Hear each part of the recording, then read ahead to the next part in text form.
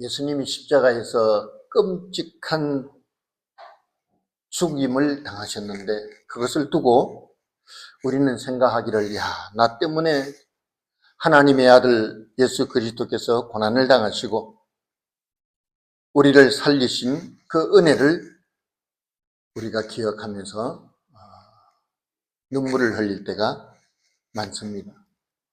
그리고 고난주간에는 또 회개도 하고 한편으로는 감사하며 고난주간을 보냈죠. 그런데 사람들이 볼 때는 저 사람 정말 신앙심이 좋다. 예수님의 십자가를 묵상하면서 눈물도 흘리고 회개도 하고 감사를 한다. 그렇게 생각합니다. 그런데 저는 부활주의를 맞이하면서 과연 이런 모습이 주님이 우리에게 원하셨던 모습일까라고 생각해 봤습니다. 우리 한국 사람들의 심성이 어떻습니까? 한국인의 종교적인 영성은 우리가 큰 은혜를 입으면 무엇인가 우리가 대가를 지불해야 된다고 생각합니다. 물론 일본 사람들도 그렇겠죠. 그러다 보니까 주님이 날 위해서 그 끔찍한 십자가를 지셨으니까 나도 거기에 동참하는 마음으로, 그래서 주님의 십자가와 고난을 묵상하고 그리고 뭘 합니까? 자기를 좀 괴롭히려고 해요. 우리가 뉴스라든가 이런 데를 보면은 동남아시아도 그렇고 라틴 아메리카도 그렇고 이 고난주간 사순절 이런 기간이 오면은 막 십자가 지고 가는 사람들도 있잖아요. 그리고 채찍으로 자기를 막 치는 사람들을, 그러면서 뭐예요? 자기들은 생각하기를 예수님의 고난에 동참했다고 생각합니다. 정말 그럴까요? 이런 모습에 우리는 약간의 의문을 가지게 됩니다. 그래서 우리가 제일 먼저 생각해 볼 것은 예수님이 부활하셔서 비어있는 그 빈 무덤을 본 제자들의 반응이 어떤 것이었는가 하는 사실입니다. 그리고 그 소식을 여인들로부터 전해 들은 제자들 또한 반응이 어떠했느냐 하는 것이죠. 우리가 성경을 읽어보면 이 사람들이 예수님의 부활을 믿었습니까? 안 믿었습니까? 아무도 믿지 않았습니다. 빈 무덤의 부활 현장을 보고도 아무도 믿은 사람이 없었어요. 평소에 예수님을 사랑하며 따라든 여인들도 그리고 그 제자들도 믿지 않았습니다. 도리어 그 빈 무덤은 그들에게 무엇을 주었죠? 두려움을 주었습니다. 무서워했습니다. 그리고 의심을 가졌다고 성경은 그렇게 기록하고 있습니다. 요한복음 20장 15절에는 이 여인들이 당돌하게 동산지기 같은 사람을 만나니까 예수님 시체를 어디다가 빼돌렸느냐고 돌려달라고까지 요구를 했습니다. 어쨌든 누구도 예수님의 부활을 믿지 못했기 때문에 그런 소리를 하고 의심을 하고 두려워했던 것은 사실입니다. 다시 말해서 빈 무덤이라는 것은 예수님이 부활하셨다는 객관적인 증거임에도 불구하고 그들은 어찌했습니까? 예수님의 죽음을 두고 슬퍼했어요. 결론적으로 아무도 예수님의 부활을 믿지 못했던 것입니다. 그렇다면 무엇이 문제입니까? 왜 이 사람들은 예수님이 평소에 말씀하셨는데도 불구하고 불신하는 이유가 무엇입니까? 그들은 예수님의 빈 무덤에만 초점을 맞추고 있었기 때문입니다. 여인들은 왜 그 무덤에 올라왔죠? 예수님의 죽어서 누워있는 그 시신에 향을 바르고 기름을 바르기 위해서 올라왔다가, 그래서 그 예수님의 몸에 시신에다가 향과 기름을 바르기 위해서는 그 엄청나게 무거운 문을 열어야 되는데 자기들의 힘으로는 그걸 열 힘이 없기 때문에 그거 고민하면서 무덤으로 올라왔던 것입니다. 만일에 그들이 예수님의 부활을 믿었더라면 그 빈무덤을 보고 어떻게 반응했을까요? 그렇습니다. 당연히 기뻐하고 당연히 즐거워하고 그를 살리신 여호와 하나님을 찬양했을 것입니다. 그러나 그들은 예수님의 부활을 믿지 않았습니다.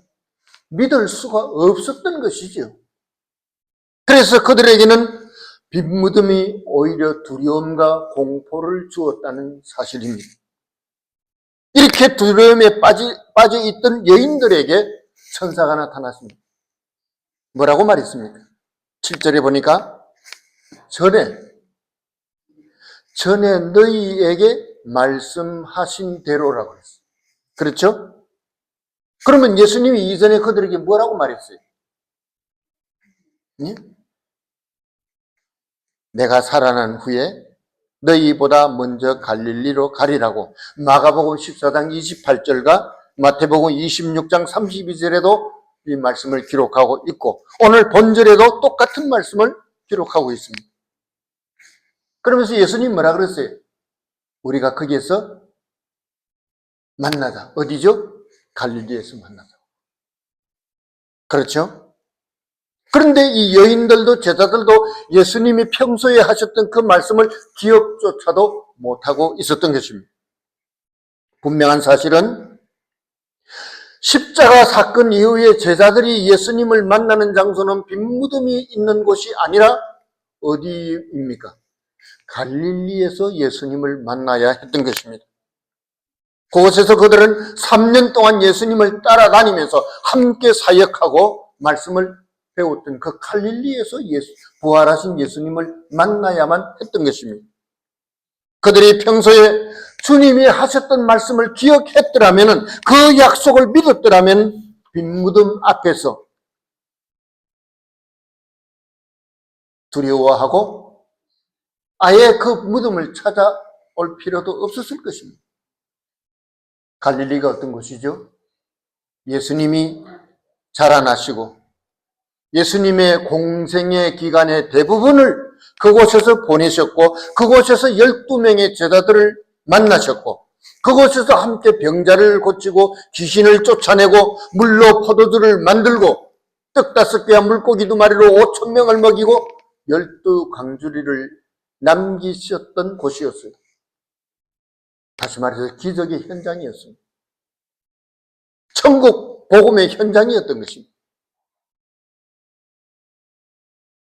그런데도 그들은 이런 갈릴리가 아니라 예루살렘에 있는 예수님의 빈무덤을 찾은 것은 죽어서 누워있는 예수님을 기억했기 때문입니다.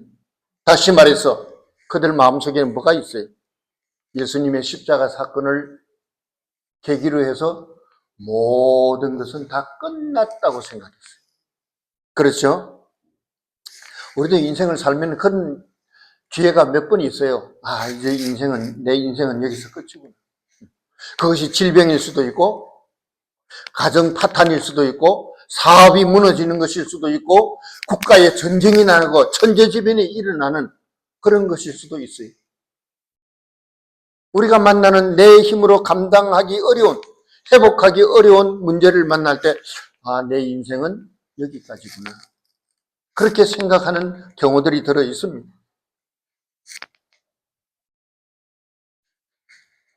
그래서 제자들도 예수님이 십자가에서 죽고 나서 뭐라고 말했습니까? 야, 이제 우리가 뭐 할 일이 뭐 있겠어? 어부 출신 주제, 물고기나 잡으러 가자 했어요. 네. 그들의 머릿속에는 뭐가 있습니까? 다 끝났다고 생각했어요. 그러니 다 끝나면 어떻게 과거에로라도 돌아가야 되는 거예요. 과거로 돌아가야 그래도 물고기라도 잡아서 입에 풀칠을 하지요. 그렇죠?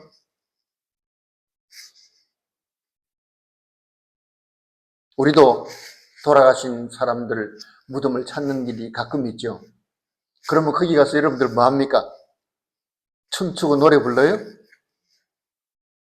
돌아가신 분을 애도하잖아요. 그죠? 무덤에 가서 슬픈 마음을 가지고 그리고 옛날에 있었던 추억들을 되살리면서 씁쓸한 마음을 가지고 경건한 마음을 뭔가 우리는 살았고 저분은 돌아가셨으니까 미안한 마음을 좀 가지고 우리가 그렇게 산소나 이 무덤을 찾아갑니다. 이것은 그 당시도 마찬가지였습니다. 여인들과 나중에 찾아온 제자들도 그 빈 무덤의 현장에서 급히 도망가고 말았습니다. 왜? 부활의 소식을 여러 번 듣고도 그것을 믿지 않았기 때문입니다. 한 귀로 듣고 다른 길로 흘러버리고 말았기 때문입니다. 그래서 부활의 현장을 보고도 불신앙과 의심에서 벗어날 수가 없었던 것입니다. 여러분, 갈릴리는 어떤 곳입니까? 이미 예수님이 여러 번 말씀하신 대로 예수님과 제자들이 십자가 사건 이후에 다시 만나기로 한 장소였습니다. 그렇죠? 그곳에서 예수님이 야 너희들 다시 거기서 만나자 여러 번 말씀하셨습니다. 여러분, 복음서의 마태, 마가, 누가, 요한복음의 핵심이 뭔 줄 압니까? 십자가, 예수님의 십자가의 사건 이전이나 예수님의 십자가 사건 이후에나 갈릴리에 초점이 맞춰져 있다는 것을 성경을 읽어보면 다 알 수가 있어요. 예루살렘이 아닙니다. 다른 것도 아닙니다. 핵심은 갈릴리입니다. 왜냐하면 그곳은 예수님뿐만 아니라 제자들에게도 삶의 현장이었고 복음의 현장이었기 때문입니다. 하나님의 아들을 만나서 그곳에서 말씀을 배웠던 장소입니다. 그래서 그들은 갈릴리를 기억하고 미리 그곳에 가서 누구를 기다리면 됐어요? 부활하신 예수님을 기다렸으면 그야말로 100점짜리예요.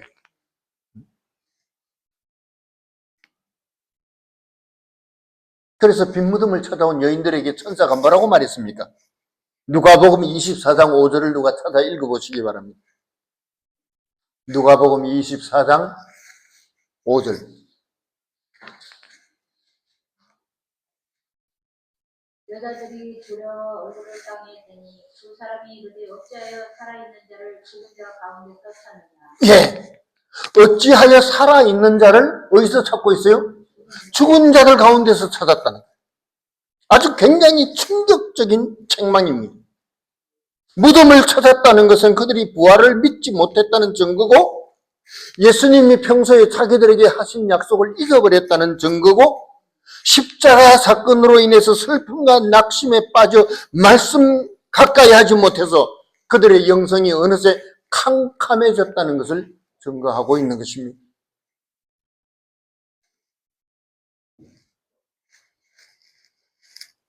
찬송가 144장 뭐죠?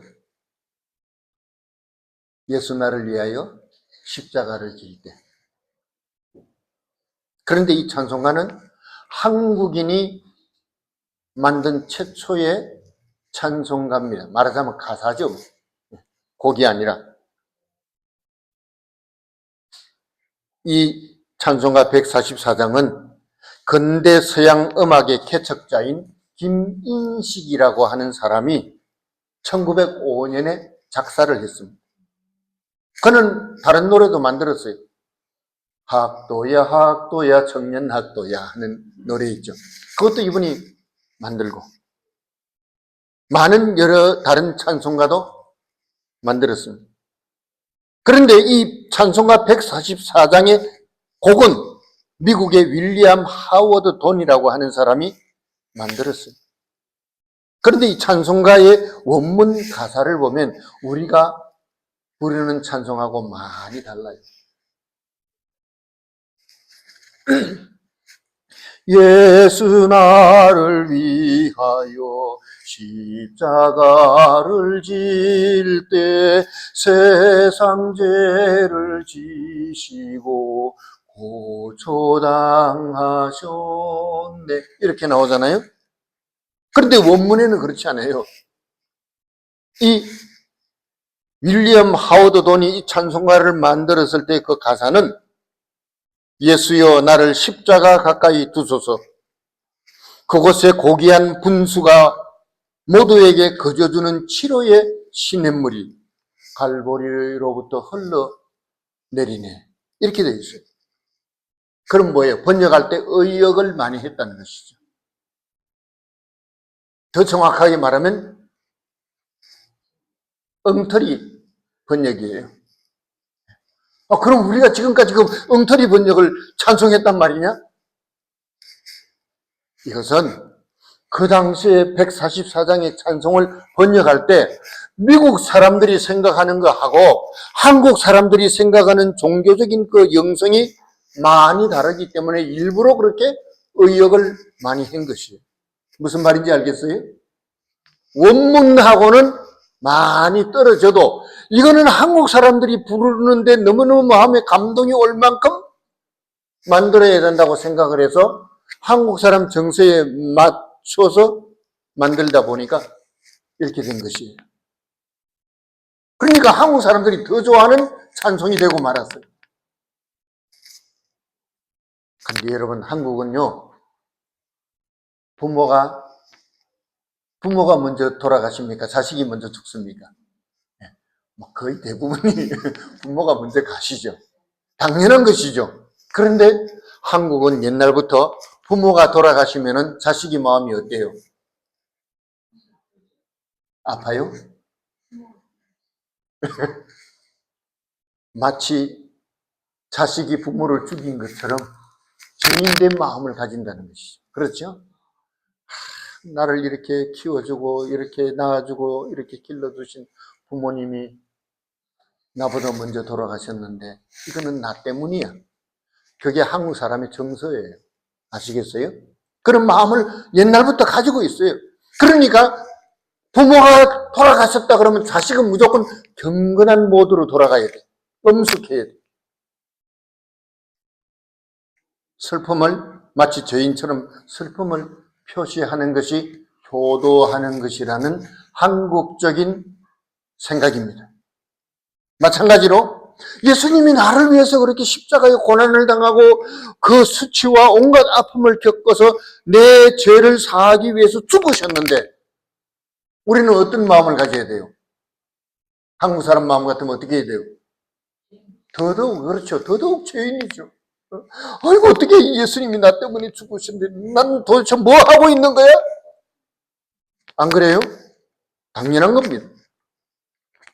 그분의 끔찍한 죽음 앞에서 감격의 눈물을 흘리고 사죄의 은총을 생각하면서 그 눈물 흘리는 것은 너무너무 당연한 것입니다. 그러면 사람들이 그런 사람 보고 어떻게 생각해요? 저 사람은 참 경건한 신앙인이다. 당연하죠. 아무나 그렇게 느낄 수 없잖아요. 당연합니다. 찬송가 199장.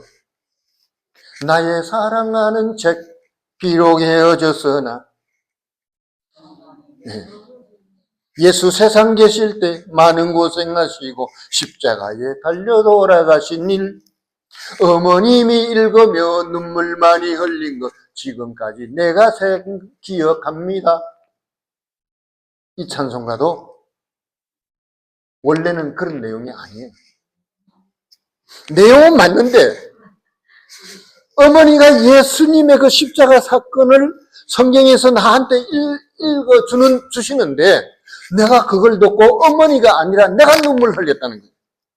그래서 어머니가 내가 흘리는 그 눈물을 어머니가 닦아주셨대요. 이게 원래 찬송가의 가사예요. 근데 한국 사람의 정서에 맞추다가 보니까 내가 우는 게 아니라 누가 우래? 어머니가 우는 거가 된 거예요.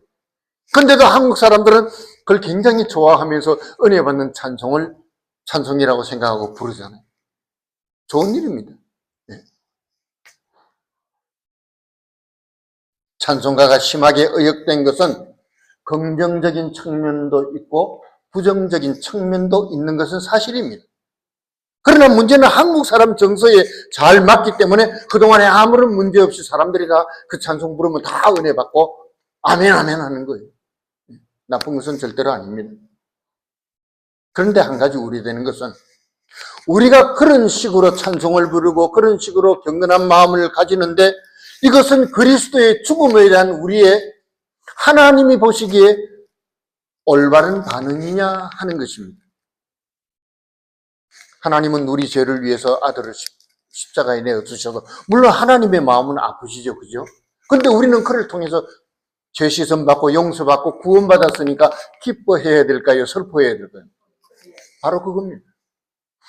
그러다 보니까 예수님의 십자가의 사건이 잘못하다가는 퇴색이 되고 오해가 될 수 있다는 것을 우리가 생각해야 된다는 것입니다. 아, 예수님이 그렇게 나를 위해서 고생하시는데 나는 그럼 뭘 할까? 그러면 우리 마음에 뭐가 생겨요? 공덕에 대해서 뭔가 갚아야겠다는 마음이 생깁니다. 아이고, 내가 헌금이라도 많이 해야지.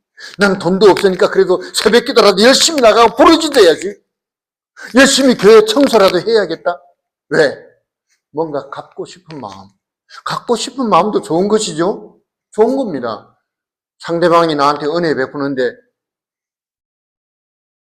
그런 마음이 없다면 좀 이상하잖아요. 당연한 것이지만, 그러나 하나님 앞에서 우리가 하나님이 아들 예수 그리스도를 우리에게 내어주심으로 우리가 변화되어서 새 사람 되었다면 진짜나 이거는 눈물 흘릴 일이 아니라 감사하고 감격해야 할 사건이라는 거예요. 그래서 우리가 주님의 몸된 교회에 모일 때 뭘 해야 돼요? 기뻐하고 감사하고 서로 사랑해야 되는 것이에요. 날마다 와갖고 질질 짜고, 물론 그것도 필요합니다. 웃을 일이 아니라 그것도 중요한 거예요. 그러나 진짜 우리는 교회 오면은 예수 그리스도께서 십자가를 통해서 이루어 놓으신 그 구원의 역사를 기억하고 감격해야 되는 것입니다.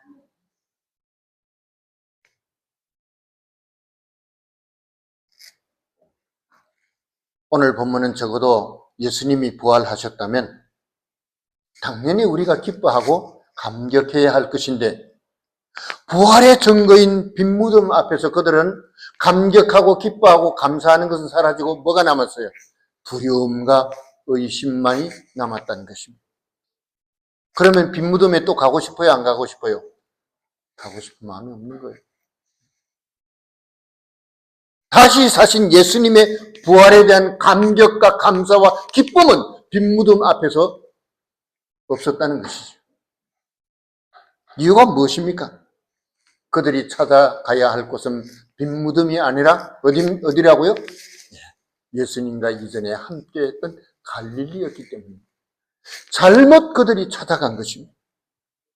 오늘 우리의 신앙생활은 열심히는 하는데 핵심이 빠져 있습니다. 그래서 열심을 낼수록 자꾸 힘이 빠져. 새 힘이 솟아나야 되는데 반대 현상이 일어나고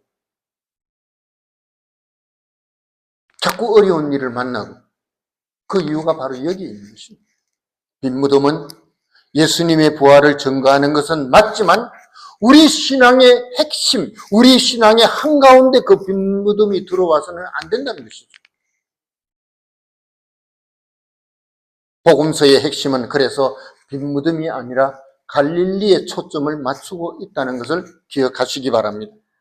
15절에 보면 뭐라고 말합니까? 너희는 온 천하에 다니며 만민에게 뭐 하라고요? 복음을 전파하라 그랬어요.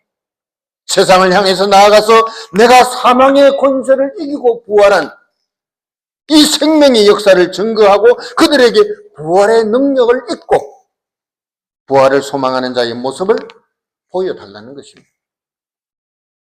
세상 사람들이 우리를 볼 때 날마다 질질 짜고 예수님 이렇게 하고 하면은 사람들이 보고 어떻게 해요? 아이고, 나도 예수 믿어야겠다고 감격할까요? 오늘 오전에도 설교 들었잖아요. 왜 그렇게 당신은 그렇게 항상 기뻐하고 감사하고 그렇게 아주 친절하십니까? 그게 전도가 되는 거예요. 네? 사람들 못 알아듣는 방언이나 샬라샬라 하고 막 그냥 울고 그래가지고는 전도가 안 되는 것입니다.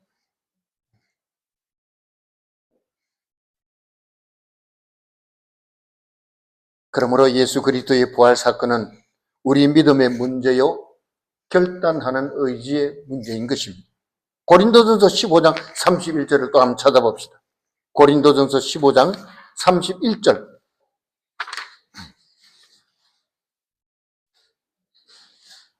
고린도전서 15장 31절.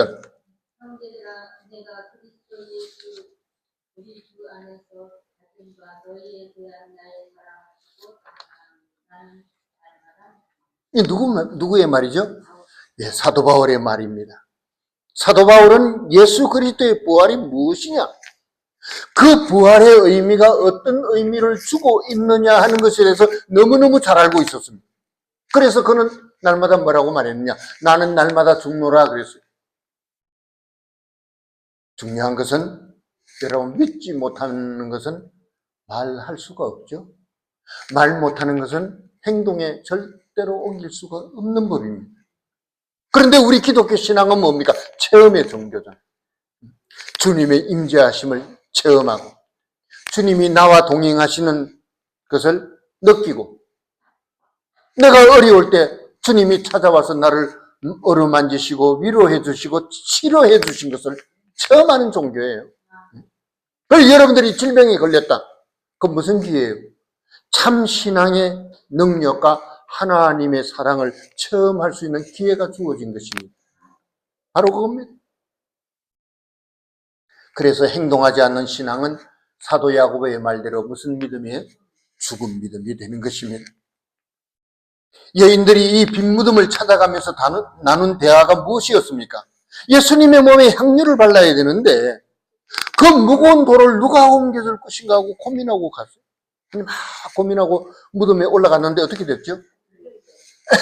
자기들이 지금까지 고민한 게 뭐예요? 막 고민하니까 돌이 감동받았고 저절로 옮겨간 거예요? 예, 맞습니다. 쓸데없는 걱정하고 있었어요. 아무런 문제가 없는데 문제될 것은 이게 다 해결됐는데 왜? 예수님이 부활하심으로 말미암아 다 해결됐는데 이 여인들은 예수님이 무덤 구석에 누워있고 돌도 굴려낼 힘이 없어갖고 누워 계시는데 그걸 우리가 들어가야 되는데 어떻게 들어가지? 아무리 고민하고 머리에 쥐가 나도록 생각해도 해결 방법이 없는데 막상 가보니까 그거는 고민할 필요가 없는 것이었어요.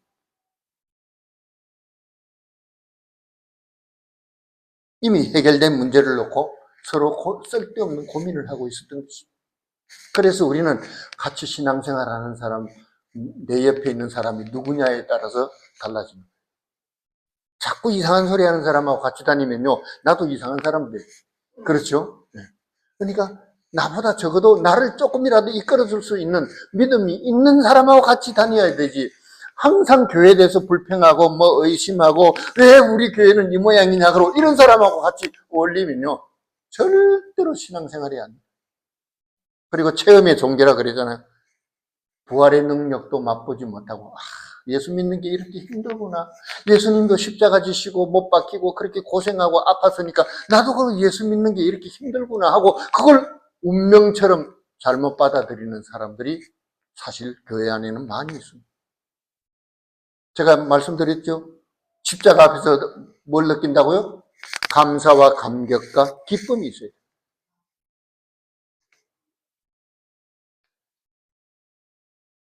옛날에 펜팔, 지금도 펜팔이 있더라고요.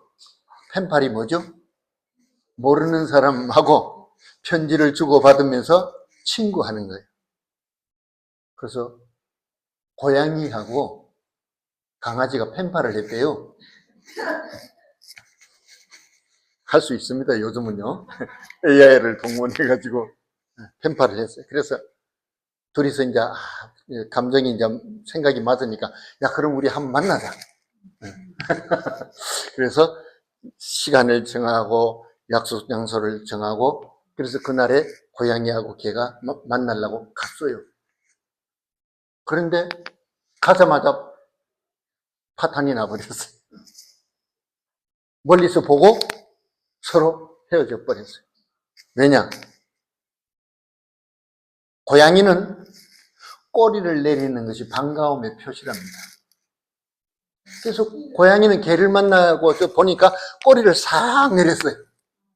그런데 강아지는 어때요? 반가움의 표시는 꼬리를 올리고 살살 흔드는 것이 반가움의 표시인데 요 강아지하고 개가 서로 제일 싫어하는 표시를 한 거예요. 개척에서 보면 꼬리를 내리면은 나를 싫어하는구나. 고양이 쪽에서는 꼬리를 올려서 흔들려 하면은 나한테 대들겠다는 신호네? 그래서 헤어지고 말은 거예요. 제가 왜 이런 얘기를 하느냐? 이거는 우리 신앙생활도 마찬가지예요.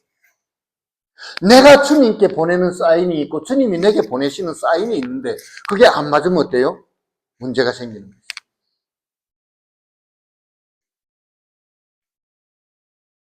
그래서 빈무덤이 우리에게 주는 의미가 무엇인지 깨닫지 못한다면 우리 신앙은 여전히 의심에 가득 차고 무능력에 빠지고 낙심과 근심이 가득할 뿐이라는 것입니다. 저는 41년 동안 목회를 하면서 그런 사람 많이 봤어요. 열심을 내기는 하는데 신앙생활이 너무너무 힘든 사람들.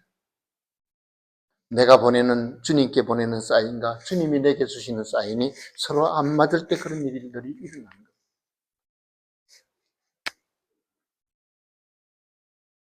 많은 사람들이 신앙생활을 이렇게 잘못된 함정에 빠져서 고생을 하는데 그 이유는 무엇일까? 내 고집과 내 생각을 꺾지 못하고 그래서 여전히 옛사람을 버리지 못해서 일어나는 일이라는 것입니다. 불신앙은 뭐예요? 쓸데없는 고민을 만드는 겁니다. 예수님을 적극적으로 신뢰하고 따라가야 하는데 자꾸 의심하는 거예요. 예수님이 왜 나만 차별하지? 왜 예수님은 나한테만 이런 어려운 일을 주실까? 불신앙은 쓸데없는 고민을 만들어냅니다. 부활의 능력을 받은 자는 그러나 빈무덤을 찾지 않고 어디를 가요? 갈릴리를 가서 그곳에서 살아나신 부활하신 예수님을 만나고 그를 통해서 부활의 능력을 입는 자인 줄 믿습니다. 결론의 말씀입니다. 오늘 우리가 할 일이 뭡니까? 지금까지 내 앞을 가로막는 장애물로 작용하던 불신앙의 돌들을 치워버려야 됩니다. 그리고 우리는 갈릴리로 가서 예수님을 만나야 됩니다. 17절, 18절을 우리가 다 같이 한번 읽어보실까요?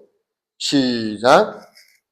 믿는 자들에게는 이런 표적이 따르리니 곧 그들이 내 이름으로 귀신을 쫓아내며 새 방언을 말하며 뱀을 집어올리며 무슨 독을 마실지라도 해를 받지 아니하며 병든 사람에게 손을 얹은즉 나으리라. 그렇습니다. 이게 바로 부활의 능력이에요. 오늘 우리는 빈 무덤을 떠나서 이제 갈릴리로 가야 됩니다. 아까 말씀드린 대로 십자가의 사건 전이나 십자가 사건 이후에나 복음서의 핵심은 어디에 있어요? 빈 무덤이 아니라 갈릴리에 맞춰져 있다는 것입니다. 그래서 우리는 그곳으로 가야 됩니다. 초점을 빈 무덤이나 돌덩어리에 맞추다가 불신앙에 빠지는 것이 아니라 예수님이 우리에게 이미 미리 약속하신 그 약속을 기억하고 예수님을 처음 만났던 그 삶의 현장에서 부활의 능력을 입는 저와 여러분들이 되시기를 바랍니다. 기도하겠습니다.